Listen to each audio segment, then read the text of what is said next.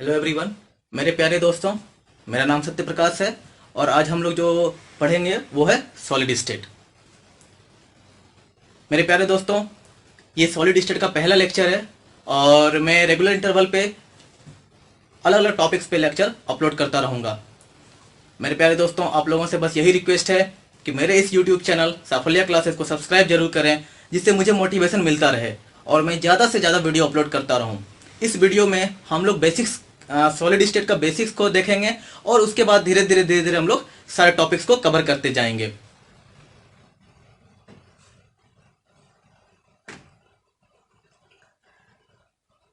तो आज का हमारा जो लेक्चर है वो सॉलिड स्टेट पे है। ये लेक्चर 1 है सॉलिड स्टेट पे। मेरे प्यारे दोस्तों, इस चैप्टर में हम लोग पार्टिकल के अरेंजमेंट के बारे में पढ़ेंगे और इस अरेंजमेंट से बनने वाले डिफरेंट स्ट्रक्चर्स को पढ़ेंगे और फिर डिफरेंट स्ट्रक्चरल यूनिट्स और उसके प्रॉपर्टीज के बारे में भी हम लोग स्टडी करेंगे। आप लोगों ने 11th क्लास में पढ़ा होगा कि मैटर जो है एग्जिस्ट इन 3 स्टेट। पदार्थ जो है 3 एग्जिस्ट में एग्जिस्ट करता है। कौन कौन सा वो 3 स्टेट है? पहला है सॉलिड, दूसरा है लिक्विड और तीसरा है गैस। मैटर जो है वो इन्हीं 3 स्टेट में एग्जिस्ट करता है। ये बेसिक है। सॉलिड के प्रॉपर्टीज अलग अलग होते हैं, लिक्विड का अलग प्रॉपर्टीज होता है और गैस का अलग प्रॉपर्टी होता है। सॉलिड में क्या होता है? जो पार्टिकल है, कंस्टिट्यूएंट पार्टिकल्स। यहाँ पे जब भी हम कंस्टिट्यूएंट पार्टिकल्स की बात करेंगे तो उसमें आएगा वो, या तो वो आयन हो सकता है, या फिर वो एटम्स हो सकता है, या फिर मॉलिक्यूल्स हो सकता है। ठीक है। तो सॉलिड में जो कंस्टिट्यूएंट पार्टिकल्स हैं, तो वो कंस्टिट्यूएंट पार्टिकल्स क्या होते हैं? वो बहुत पास पास होते हैं। They are tightly packed to each other.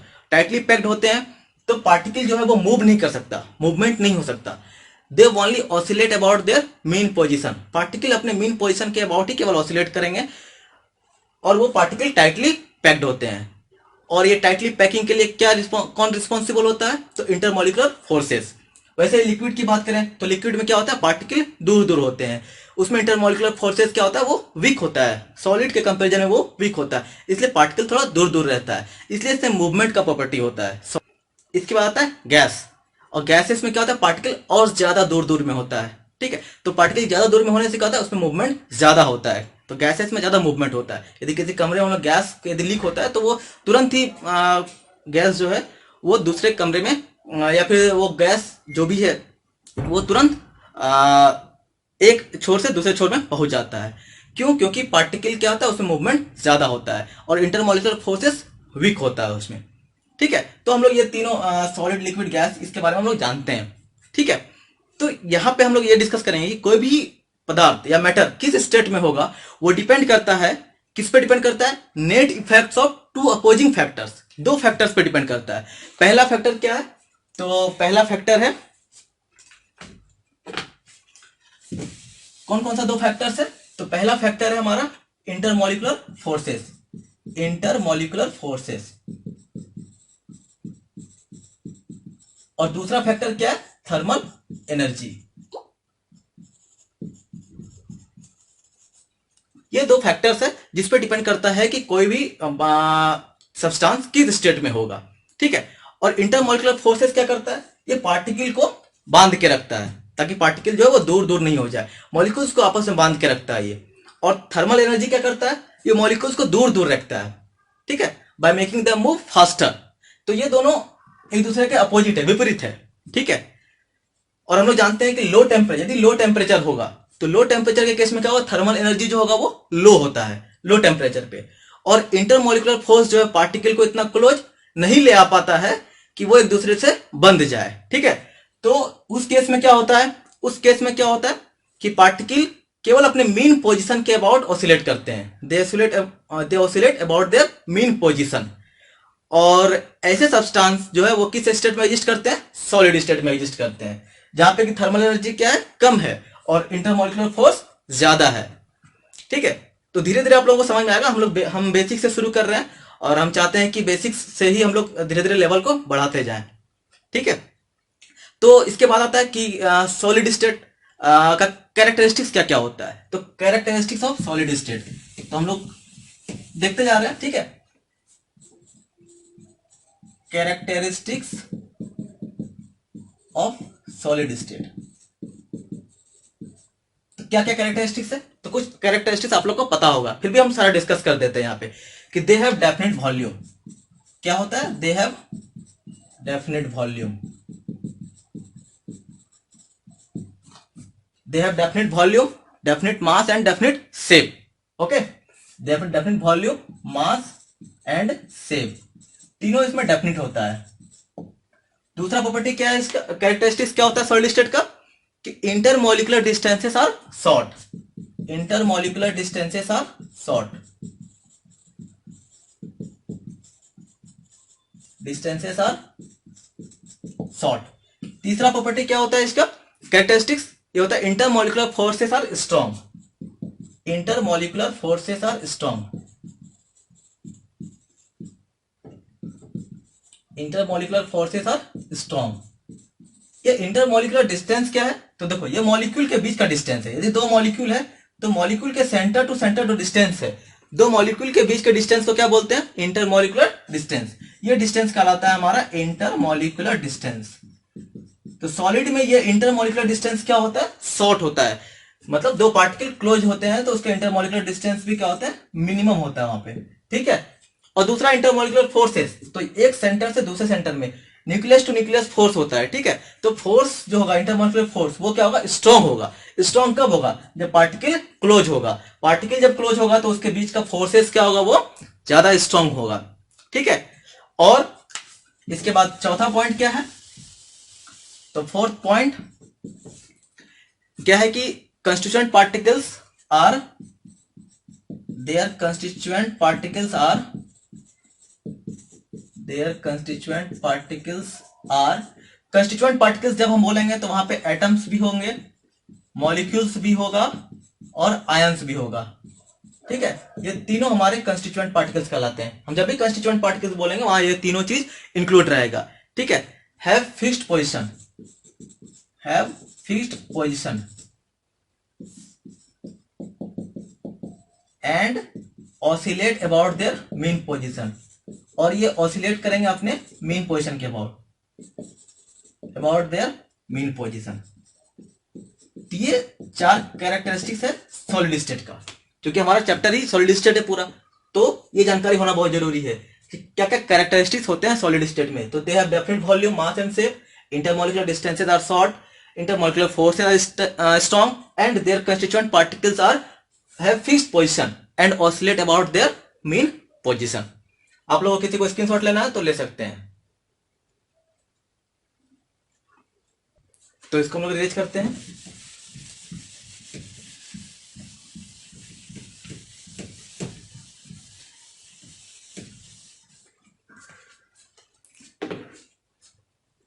इसके बाद हम लोग जो पढ़ेंगे वो पढ़ेंगे एमोर्फस और क्रिस्टलाइन सॉलिड के बारे में। एमोर्फस सॉलिड क्या होता है और क्रिस्टलाइन सॉलिड क्या होता है, ठीक है। Amorphous, amorphous and crystalline solid, amorphous and crystalline solid के बारे में हम लोग स्टडी करेंगे, ठीक है। तो सॉलिड जो है एमोर्फस या क्रिस्टलाइन में क्लासिफाइड किया गया है, सॉलिड को क्लासिफाई किया गया है एमोर्फस या क्रिस्टलाइन में on the basis of their nature of order of arrangement. Order of arrangement कैसा है पार्टिकल का, उसके बेसिस पे उसको डिवाइड किया गया है एमोर्फस और क्रिस्टलाइन सॉलिड में, ठीक है। तो क्रिस्टलाइन सॉलिड में जो होता है, जो भी कंस्टिट्यूएंट पार्टिकल्स है या फिर क्रिस्टल्स है, क्रिस्टलाइन सॉलिड में क्या होता है, जो क्रिस्टल्स होता है दे हैव डेफिनेट ऑर्डर, क्रिस्टल्स के पास अपना डेफिनेट ऑर्डर होता है, ठीक है। और वो जो क्रिस्टल्स होते हैं they have the definite geometrical shape, जो क्रिस्टल्स भी हैं जिससे मिलकर के क्रिस्टलाइन सॉलिड बना हुआ है।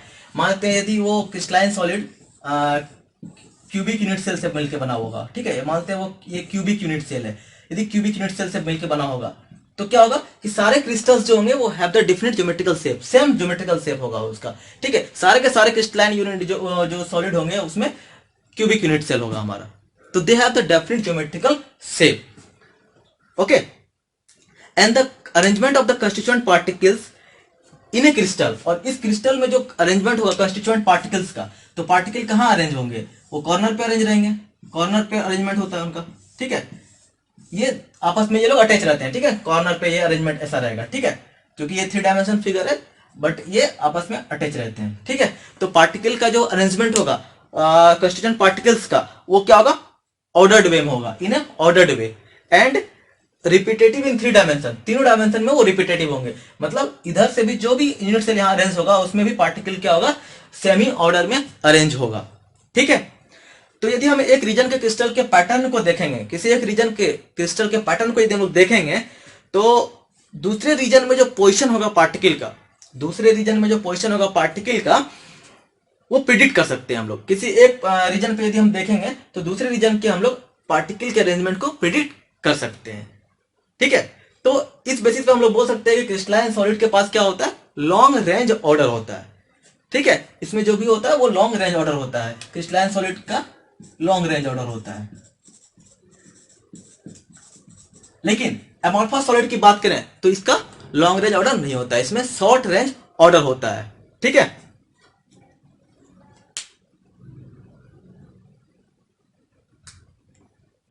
तो क्रिस्टलाइन सॉलिड अमोर्फस में क्या होता है, शॉर्ट रेंज ऑर्डर होता है। इसमें हम लोग यदि क्रिस्टल को देखेंगे या फिर अमोर्फस सॉलिड में जो भी सॉलिड क्रिस्टल्स होगा उसमें शॉर्ट रेंज ऑर्डर होगा। कुछ दूर तक, थोड़े डिस्टेंस के लिए, स्मॉल डिस्टेंस के लिए क्या होगा, ऑर्डर जो सेम होगा उसका फिर ऑर्डर चेंज हो जाएगा, ठीक है। तो इसमें शॉर्ट रेंज का ऑर्डर होता है।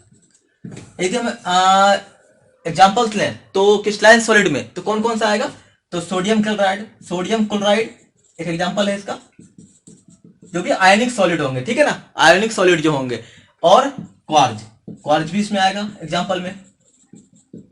वैसे ही हम लोग यदि अमोर्फस सॉलिड की बात करें तो अमोर्फस में क्या एग्जांपल होगा, तो इसमें आएगा ग्लास, जो भी हम लोग ग्लास यूज करते हैं, रबर यूज करते हैं, ये सारे क्या होते हैं, अमोर्फस सॉलिड होते हैं। ग्लास हो गया, रबर हो गया, रबर को जब हम लोग सॉलिडिफाई करेंगे या फिर ग्लास को जब हम सॉलिडिफाई करेंगे तो उसमें क्या होगा, शॉर्ट रेंज ऑर्डर देखा जाएगा, उसमें पाया जाता है शॉर्ट रेंज ऑर्डर, ठीक है।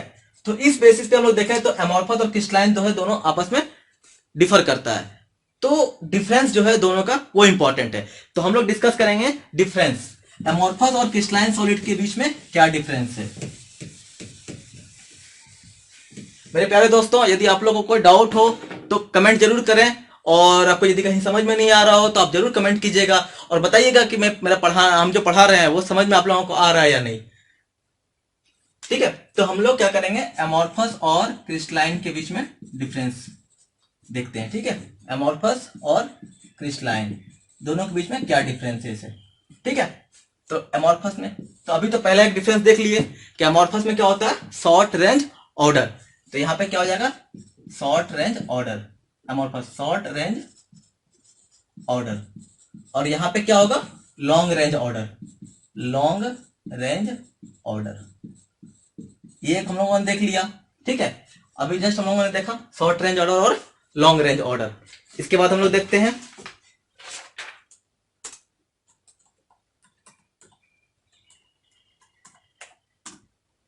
ठीक है, इसमें क्या होगा, अमोर्फस में क्या होगा, arrangement of particles, arrangement of particles जो होगा वो do not remain same through out, वो रिमेन सेम नहीं होता। तो arrangement of particles, arrangement of particles do not remain same through out,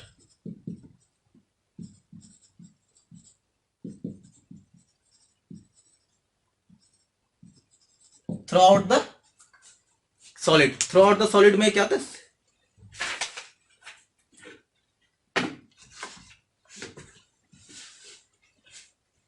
do not remain same through out the solid, ठीक है। इसमें क्या होगा, तो arrangement of particles remain same through out, through out क्या होता है, पार्टिकल का अरेंजमेंट जो है वो सेम रहता है। तो यहां पर हो जाएगा arrangement of particles, arrangement of particles remain same through out, remain same through out, through out. ये तो डिफरेंस हो गया, पार्टिकल का अरेंजमेंट इसमें do not remain same through out, पूरे में सेम नहीं होता, इसलिए तो उसके बाद शॉर्ट रेंज ऑर्डर भी होता है, ठीक है। और यहाँ पे पार्टिकल का अरेंजमेंट जो है वो सेम होता है थ्रू आउट, ठीक है। इसमें एग्जांपल्स देखेंगे तो इसमें क्या आता है, अमोर्फस में जस्ट एग्जांपल हम लोग देख रहे थे, ग्लास होता है, रबर होता है, पॉलीमर्स होता है, तो मोस्टली इसमें क्या आता है, मोस्टली ग्लास, रबर्स, पॉलीमर्स, ये सारे एग्जाम्पल होते हैं ईटीसी।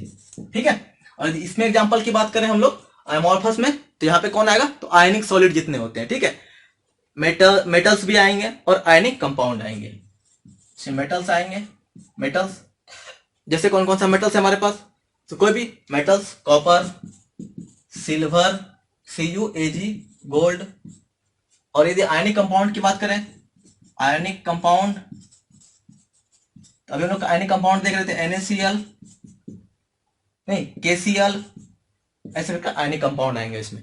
ठीक है, इसके बाद क्या होगा, सॉरी ये उल्टा हो गया, ये इधर होना चाहिए था। ठीक है, एमोर्फस में होना चाहिए था ये वाला, सॉरी ये इधर होगा। ठीक है, कंफ्यूजन हो गया, और ये यहां पर होगा। एमोर्फस में क्या होगा, मोस्टली पॉलीमर्स, ग्लास, रबर। ठीक है, और यहां पे होगा मेटल्स, इसमें आएगा कॉपर, ये आप लोग इसको सही कर लीजिएगा। ठीक है, और होगा यहाँ पे आयनिक कंपाउंड्स।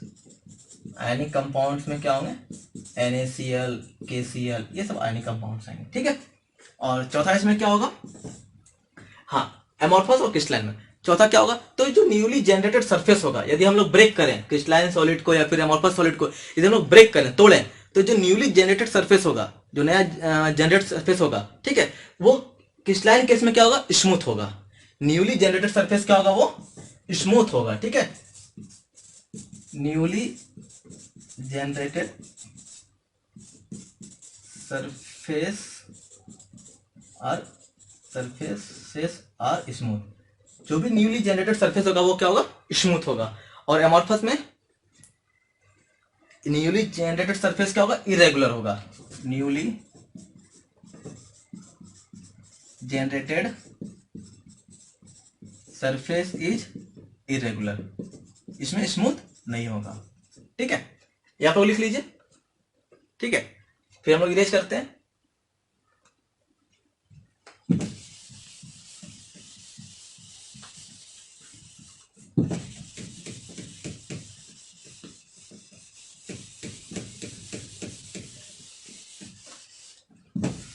ठीक है, 4 हो गया। 5वां एमोर्फस में, ठीक है, 5वां नंबर क्या है, एमोर्फस का मेल्टिंग जो है, मेल्टिंग इसका, ठीक है ना, amorphous melts over a range of temperature, इसमें कोई फिक्स टेम्परेचर नहीं होता। ठीक है, amorphous melts over a range of temperature, ये एक रेंज में होता है। जैसे मान लेते हैं किसी रेंज में ये मेल्ट करता है। ठीक है, किसी पार्टिकुलर टेम्परेचर पे ये मेल्ट नहीं करता, डेफिनेट टेम्परेचर पे मेल्ट नहीं करता। इसमें जो मेल्टिंग होता है वो किसी रेंज ऑफ टेम्परेचर में होता है। ठीक है, मानते हैं 100 से 200 या फिर 100 से 150, ऐसे करके रेंज में होता है हमेशा मेल्टिंग। ठीक है, और क्रिस्टलाइन में they have the sharp melting point, crystalline possesses sharp melting point, इसमें क्या होता है, मेल्टिंग पॉइंट शार्प होता है। ठीक है, इसमें शार्प मेल्टिंग पॉइंट होता है और इसमें they melt over a range of temperature.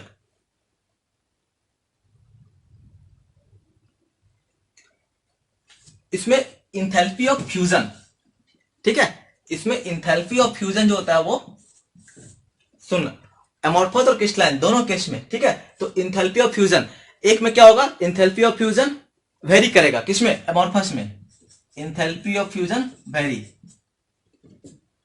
Enthalpy of fusion very, ठीक है, और इसमें enthalpy of fusion remains same, इसमें सेम रहता है। ठीक है, इसमें वेरी नहीं करता। इंथैल्पी ऑफ फ्यूजन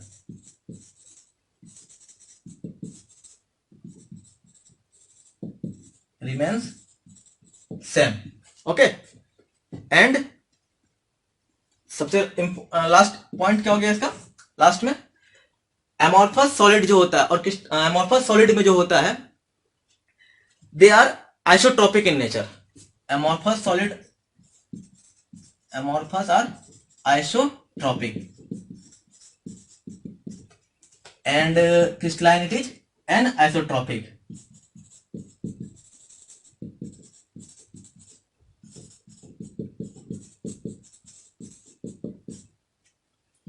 ठीक है, इसको लिख लीजिए आप लोग।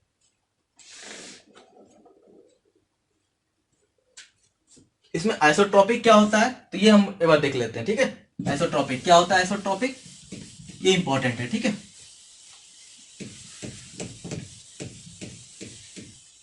आप लोग को यदि वीडियो पसंद आ रहा हो तो लाइक जरूर कीजिए और सब्सक्राइब कीजिए चैनल को और अपना कमेंट जरूर दीजिए ताकि मैं अपने वीडियो में इंप्रूवमेंट कर सकूं और आप लोगों तक बेहतर क्वालिटी में जो भी है क्वालिटी बेहतर क्वालिटी तक वीडियो मैं बना सकूं और आप लोगों को एक्सेस मिल सके। ठीक है, तो हम बोल रहे थे क्रिस्टल आइसोट्रॉपिक क्या होता है, तो आइसोट्रॉपिक नेचर क्या होता है उसको लिख लीजिए। आइसोट्रॉपिक नेचर क्या होता है, ठीक है, ये होता है properties remains same irrespective of the direction from which it is measured. Properties जो है वो सेम रहता है, properties remains same irrespective of the direction from where it is measured, from where it is measured, कहां से इसको measurement कर रहे हैं हम लोग। ठीक है, इसमें क्या होता है आइसोट्रॉपिक नेचर में properties remains same, properties same रहता है irrespective of the direction, direction के इरिस्पेक्टिव में। ठीक है, from where it is measured property same. तो एमॉर्फस केस में क्या होता है, एमॉर्फस में वो आइसोट्रॉपिक होते हैं, तो properties remain same irrespective of the direction from where it is measured. तो आज का वीडियो में यहीं तक। ठीक है, तो आप लोगों से बस ये रिक्वेस्ट होगा कि मेरे चैनल को सब्सक्राइब जरूर कीजिए और लाइक एंड शेयर कीजिए और ज्यादा से ज्यादा लोगों के बीच में अपने दोस्तों के बीच में शेयर जरूर करें और हम लोग नेक्स्ट लेक्चर में इससे आगे पढ़ेंगे और मैं इस टॉपिक पे वीडियो अपलोड करता रहूंगा। आप लोग बस इसको लाइक एंड शेयर कीजिए और सब चैनल को सब्सक्राइब जरूर कीजिए। धन्यवाद।